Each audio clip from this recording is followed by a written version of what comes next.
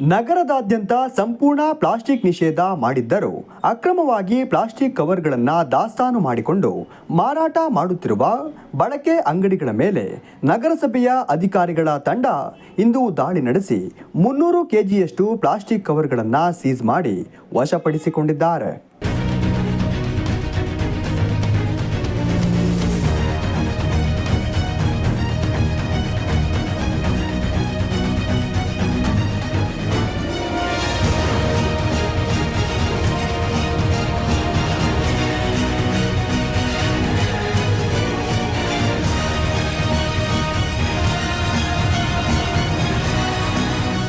ನಗರಸಭೆಯ ಪೌರಾಯುಕ್ತರಾದ ಬಿಸಿ ಬಸವರಾಜ್, ಅಧ್ಯಕ್ಷರಾದ ಶೀಲಾ ದಿನೇಶ್ ಅವರ ನೇತೃತ್ವದಲ್ಲಿ ಪರಿಸರ ಅಭಿಯಂತರ ತೇಜಸ್ವಿನಿಯವರ ತಂಡ ಸುಮಾರು 10ಕ್ಕೂ ಹೆಚ್ಚು ಅಂಗಡಿಗಳ ಮೇಲೆ ದಾಳಿ ನಡೆಸಿ ಸಾವಿರಾರು ಬೆಲೆ ಬಾಳುವ ನಿಷೇಧಿತ ಪ್ಲಾಸ್ಟಿಕ್ ಕವರ್ಗಳನ್ನು ವಶಪಡಿಸಿಕೊಂಡು ಎಚ್ಚರಿಕೆ ನೀಡಿದ್ದು, ಮತ್ತೊಮ್ಮೆ ನಿಷೇಧಿತ ಪ್ಲಾಸ್ಟಿಕ್ ಕವರ್ಗಳು ಸಿಕ್ಕಿದರೆ ದಂಡದ ಜೊತೆಗೆ ಕಾನೂನು ರೀತಿಯ ಕ್ರಮ ಕೈಗೊಳ್ಳುವ ಬಗ್ಗೆ ಎಚ್ಚರಿಕೆ ನೀಡಿದ್ದಾರೆ.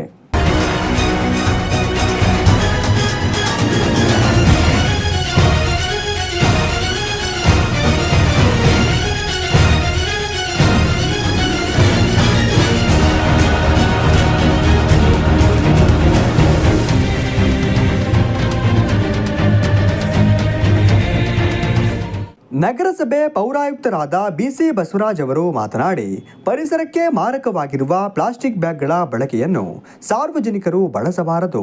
ಪ್ಲಾಸ್ಟಿಕ್ ಚೀಲಗಳ ಕಸದ ರಾಶಿಯೇ ಪರಿಸರದ ಸ್ವಚ್ಛತೆಗೆ ದೊಡ್ಡ ಸಮಸ್ಯೆಯಾಗಿ ಪರಿಣಮಿಸಿದೆ ಎಂದರು. ನಗರದಲ್ಲಿ ಅತಿ ಹೆಚ್ಚು ಪ್ಲಾಸ್ಟಿಕ್ ಅನ್ನು ಮಾರಾಟ ಮಾಡ್ತಿದ್ದಾರೆ. ಈ ನಿಟ್ಟಿನಲ್ಲಿ ಆರೋಗ್ಯ ಶಾಖೆಯ ಸಿಬ್ಬಂದಿಗಳು ಸರಿಯಾಗಿ ಕೆಲಸ ಮಾಡ್ತಾಯಿಲ್ಲ ಅಂತ ಏನು ಎಚ್ಚರಿಕೆ ಕೊಟ್ಟಿದ್ದರೋ ಅದನ್ನು ಒಳಗೊಂಡಂತೆ ಮೊನ್ನೆ ನಾನು ಸಹ ನಮ್ಮ ಅಧ್ಯಕ್ಷರು ಸಿಬ್ಬಂದಿ ವರ್ಗದವರ ಸಭೆ ಕರೆದು ಕಟ್ಟುನಿಟ್ಟಿನ ಸೂಚನೆ ಕೊಟ್ಟಿದ್ದೀವಿ. ನಗರ ವ್ಯಾಪ್ತಿಯಲ್ಲಿ ಎಲ್ಲೂ ಪ್ಲಾಸ್ಟಿಕ್ಕನ್ನು ಮಾರಾಟ ಮಾಡಬಾರ್ದು, ಸಂಪೂರ್ಣವಾಗಿ ನಿಷೇಧ ಇರ್ತಕ್ಕಂಥ ಪ್ಲಾಸ್ಟಿಕ್ಗಳನ್ನ ಮಾರಾಟ ಮಾಡ್ತಿದ್ದಾರೆ.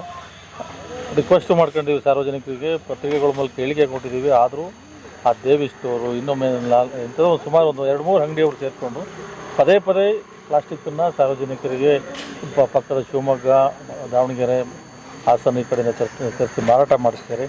ಈ ಹಿಂದೆನೂ ಅವರಿಗೆ ಅನೇಕ ಬಾರಿ ದಂಡನೂ ಹಾಕಿದ್ದೀವಿ. ಇವತ್ತು ಸಹ ನಮ್ಮ ಪರಿಸರ ಅಭಿಯಂತರಾದ ತೇಜಸ್ವಿನಿಯವರ ನೇತೃತ್ವದಲ್ಲಿ 15,000 ದಂಡ ವಿಧಿಸಿ ಪ್ಲಾಸ್ಟಿಕ್ನ ಸುಮಾರು ಒಂದು 250-300 kg ಇರೋಷ್ಟು ಪ್ಲಾಸ್ಟಿಕ್ನ ಸೀಸ್ ಮಾಡ್ಕೊಂಡು ಬಂದಿದ್ದಾರೆ.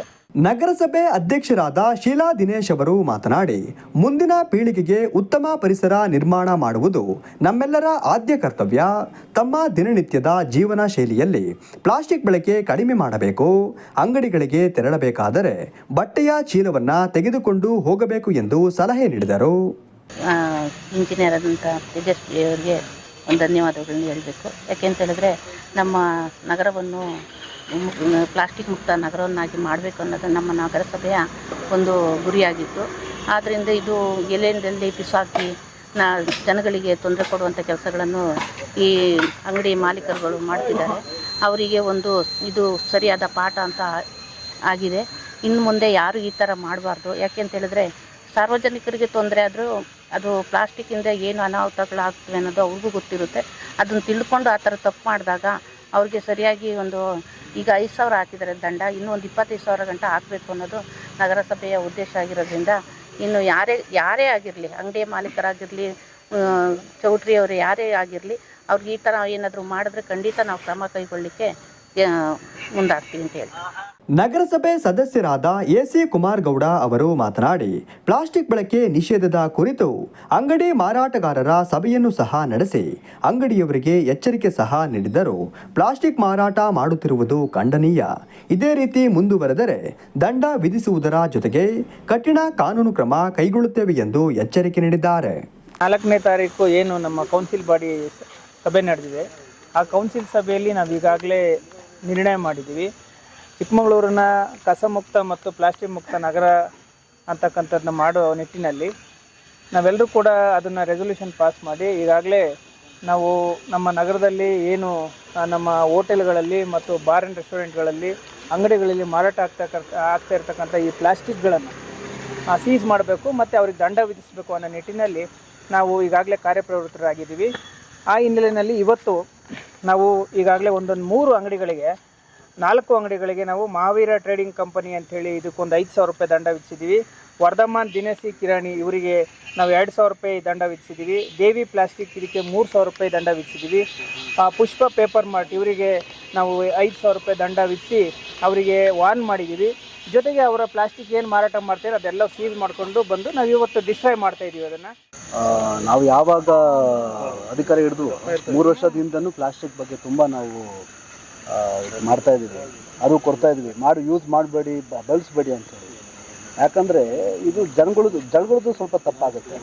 ನಾವು ಇಷ್ಟೊಂದು ಅರಿವು ಕೊಟ್ಟಾಗ ನಾವು ಅವರು ಪದೇ ಪದೇ ಯೂಸ್ ಮಾಡ್ತಾರೆ ಜನಗಳದ್ದು, ಮತ್ತು ನಮ್ಮ ವ್ಯಾಪಾರದಾರದ್ದು ನಾವು ಅಷ್ಟೊಂದು ವಾರ್ನಿಂಗ್ ಕೊಟ್ಟು ಅವರಿಗೆ ನಾವು ಅಷ್ಟು ತಿಳಿಸಿ ಹೇಳಿದ್ರು ಅವ್ರು ಅದೇ ಮಾಡ್ತಾರೆ ಅಂದಾಗ ಸ್ವಲ್ಪ ಬೇಜಾರಾಗುತ್ತೆ. ಯಾಕಂದರೆ ನಾವು ಏನಕ್ಕೆ ಮಾಡೋದಂತ ಸ್ವಲ್ಪ ನಮ್ಮ ಊರು ಚೆನ್ನಾಗಿರಲಿ ಅಂತ. ಯಾಕಂದ್ರೆ ನಮ್ಮ ಟೂರಿಸಮ್ ಪ್ಲೇಸ್, ಹಾಗಾಗಿ ಎಲ್ಲ ಕಡೆಯಿಂದ ಬರ್ತಿರ್ತಾರೆ. ನಮ್ಮ ಒಂದು ಮಾದರಿ ಆಗಲಿ, ನಮ್ಮ ಊರೊಂದು ಮಾದರಿ ಆಗಲಿ ಅಂತೇಳಿ ಏನು ಪ್ಲಾಸ್ಟಿಕ್ ಸೀಸ್ ಕೆಲಸ ಮಾಡಿದ್ದಾರೆ, ಭಾಳ ಒಂದು ಉತ್ತಮವಾದ ಕೆಲಸ, ಒಂದು ಉತ್ತಮವಾದ ಹೆಜ್ಜೆ ಇಟ್ಟಿದ್ದಾರೆ.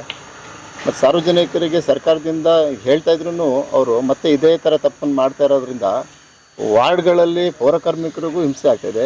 ಮತ್ತು ಕಸ ವಿಲೇವಾರಿ ಮಾಡೋರಿಗೂ ದಿನ ಹಸಿ ಕಸ ಒಣ ಕಸ ಡಿವೈಡ್ ಮಾಡೋ ಜೊತೆಗೆ ಇದು ಪ್ಲಾಸ್ಟಿಕ್ಕು ಮತ್ತು ಅದು ಬೇರ್ಪಡಿಸೋಕ್ಕೆ 10 ಲಕ್ಷಾಂತರ ರೂಪಾಯಿ ಖರ್ಚಾಗ್ತಾಯಿದೆ.